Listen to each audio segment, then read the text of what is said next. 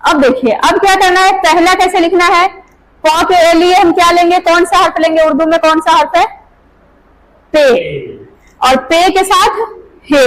जो गोल वाला है उसकी हम और भी शक्ल किए थे, जो बीच में लगना था, और लाम के साथ अलिफ, जब लाम के साथ अलिफ को जोड़ते हैं तो लाम आधा लिख के उसके पेट में अलिफ लिखते हैं, ठीक। तो पे के साथ है, लाम और अलिफ, ये साथ में इकट्ठा सब जुड़ जाएगा।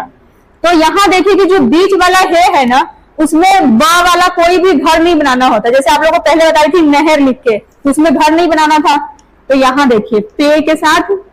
बीच वाला है, आधा लाम और अलिफ। अब यहाँ पर आप ध्यान दीजिएगा कि कौन सा घर आया है, पे की कौन सी शक्ल लगी है, इस सभी में कौन सी शक्ल लगाई गई है, ये वाली लगी है, ठीक है। तो अब यहाँ पर देख लीजिए कि आप लोग जिम वाले के साथ भी लग गया है और बीच वाले है के साथ भी, बीच वाले है के साथ इसलिए कि इसमें घर बनाना होता ही नहीं है, तो इसकी शक्ल ऐसी ही रह जाती है, बे वाली की शक्ल।